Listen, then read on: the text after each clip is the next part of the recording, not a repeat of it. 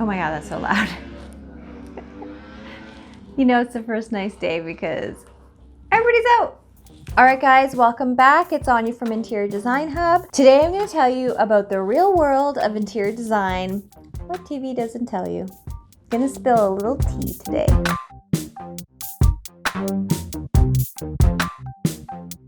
All right, what are we going to talk about today? We're going to talk about low pay, long hours, grunt work, being the office, and that there's a lot more paperwork than you ever thought. All right, so you want to be interior designer.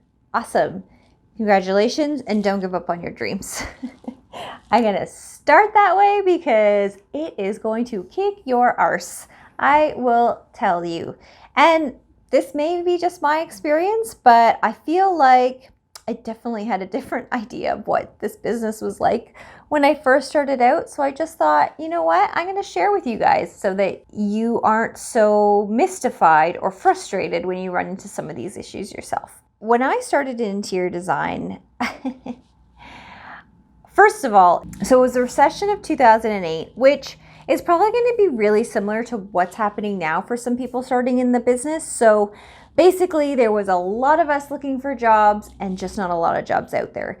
And I think if you started maybe at a different time, your experience would be really different. But I felt like it was relevant to talk about this now because there's going to be a lot of young people trying to get into the business, and they're probably going to face some of these similar things just based on everything that's happening in the world right now.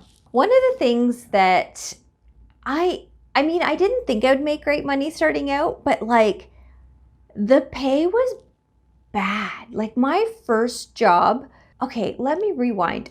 It took me a year to get my first job, and in that year, I had to work for free. And so like that's a whole other video that I could do about like what it took for me to even get my first job, but basically I clawed and I had to like really try because there was no work. Like honestly, there was nothing. There was just nothing out there. So I volunteered my time. I just really wanted to make sure that I had something on my resume. So that's my quick blurb about that. But when I first got my first design job, so I was like, yay, I'm so excited. But like I worked the most bizarre hours. She was a residential interior designer, and I think I got paid minimum wage. And like, okay, I did not expect this, but like she had me sweeping her floors. Like, don't you hire cleaners for that? She would go out to like a client, and you would think like maybe bring your junior designer along for like, just to see, like keep your mouth shut. You're just here to observe and learn, which I was totally would have expected. But like, no. She just left me in the office. Like literally there was one night that she had gone to like stage a client's house. It was like 11 o'clock at night before I left. And I'm in the office and I have literally nothing to do. She's asked me to like basically clean everything, sort the samples. I have no design work. I'm just basically sitting there in an office that, there's nobody coming in because it's not like an open office where people walk in. And we're talking like this is running into 3 o'clock, 4 o'clock, 5 o'clock. I actually called my mom and was like, I can't leave because I can't lock the door and I'm really hungry. Could you bring me something to eat? Because it was supper time. And my mom's just like, what the heck is going on? So she's very nice. She brought me something to eat. And I'm like, I don't know what's going on. Like, I haven't heard a thing. It was 11 o'clock before she came back and I was able to leave. And I had to be back there for like 8 o'clock the next morning. And it was a bit of a commute for me. So I was sitting there like, is this really like, did I actually go to school for this? Because I didn't need to go to school to clean stuff. Like, I don't understand what's going on. So I did that for a little while. And let me tell you, I seriously questioned my decision of going into interior design because it was such a horrific experience. She seemed like a nice enough person, but she wasn't interested in mentoring me or teaching me. I was just basically there to sit and mind the office. But it was advertised as an interior design job. So, okay. So then I get my next job. And this one is definitely a real interior design job. I didn't have to clean the office. Thank God. I'm in this job right on. I'm starting to do drawings and design work, and I'm doing corporate stuff, which is really exciting because that's really where I wanted to be. But again, the pay was crap. And one of the first assignments that I had, clean the sample room. Like, I didn't have to clean the office, but I still had to organize the sample. And the whole reasoning behind that is so that you get familiar with all the different samples. But it sucked. Sucked so much, I actually pulled my back out. Like, I was 20 something. I pulled my back out moving like tiles around. To this day, it's a problem. This is going back like over 10 years ago, 12 years ago, 11 years ago. This is going back like 11 years ago, and I still have problems. It's kind of just this thing you have to do in the design world. You have to pay your dues.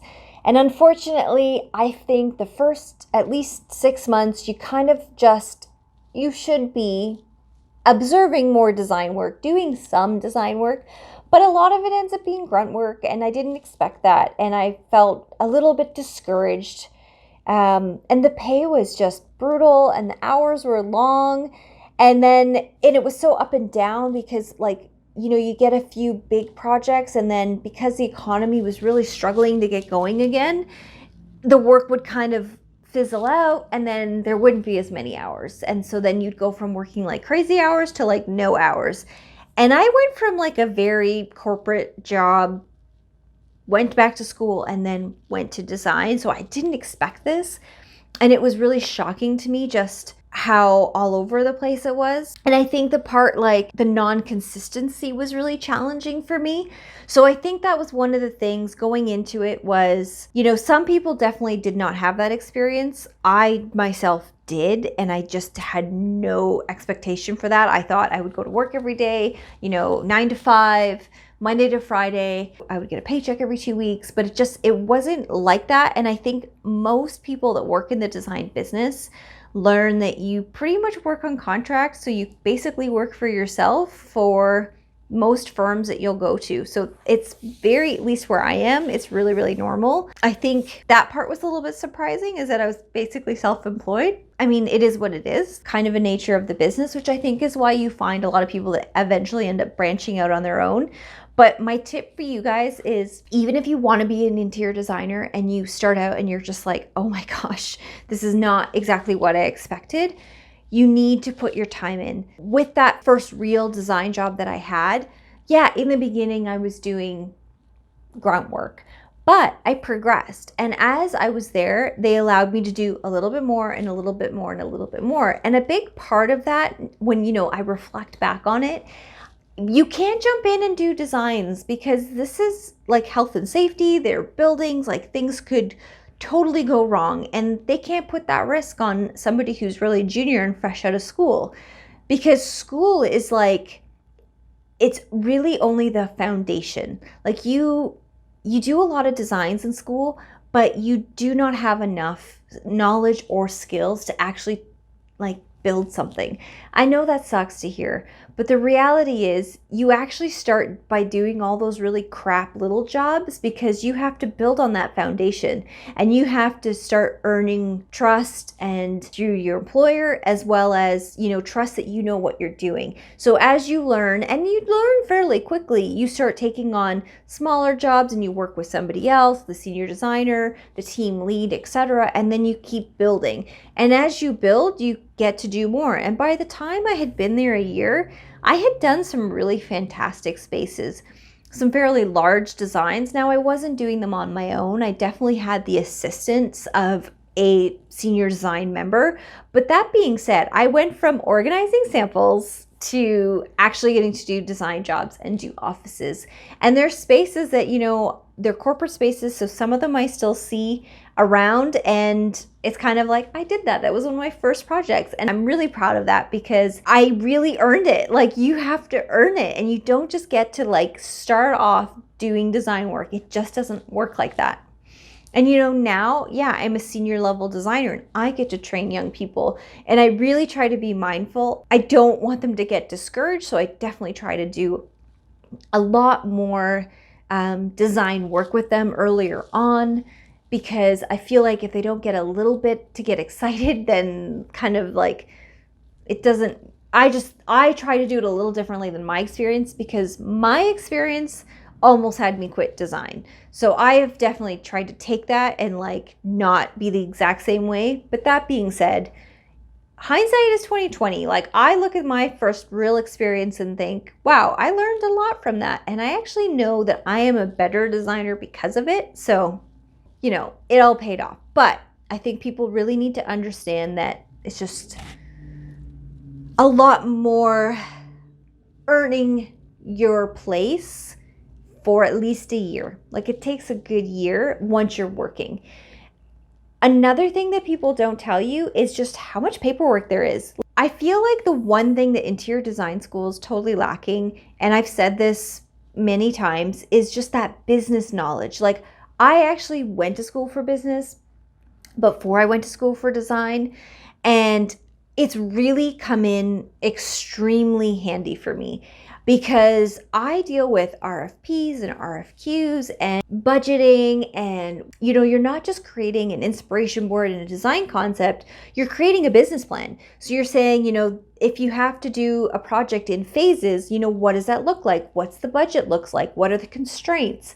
There is a lot of stuff that you put together that's, specifications, which you do learn, but it's a package, it's a business package, it's a proposal. And if you're on your own and you're doing design, or, if you're in a firm, there's contracts that have to be reviewed and they have to be sent out. And there's, these business meetings where you're literally negotiating the terms of this contract in order to get this client. It's not just design a pretty space. Interior design is a business, and whether you're working for somebody else or you work for yourself, you are running a business. And there's just so much when it comes to budgeting and RFPs and paperwork and contracts and legal matters when running a business.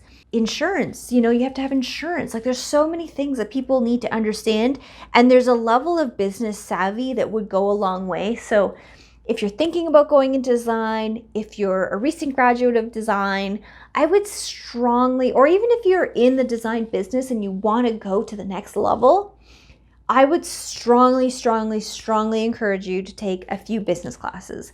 Even just like some one-offs at your local college, or, just to get a little bit more of an idea of some accounting, some finance, some spreadsheets. Just take a few general business classes. And I think if you want to go one step further, if you want to go into business for yourself, take some marketing classes, take some advertising classes, and an area that I'm lacking in that I think I should probably take is maybe some social media classes. I mean, younger people are probably going to have a lot more skill in that department, but if you're trying to start a business, it still might be worth learning a little bit about it. I think that's a really good avenue for you guys to look at, trying to get into the interior design game. I just want you guys to know that there is definitely a silver lining. I started in a recession. It took me a long time to really get going. So I'd say it was about 2 solid years before I felt like I was at a place where I could even consider going anywhere else, because the first year was just working for free, volunteering, putting my time in.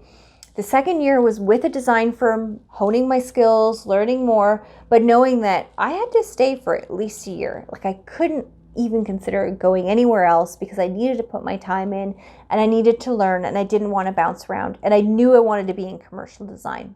That being said, it's hard to get in, and that's, I think, pretty true to this day, because there's a lot of people that graduate from the field and a lot less that get jobs in the field. And I think the reality is, if you're willing to really get through that initial hard part of kind of breaking in and getting into the field, what you find is the world is your oyster, because once you have put your time in and you have some experience, it's a lot easier to get to the next job and to get to the next, firm, and to move around. It's a very small world once you're in the world.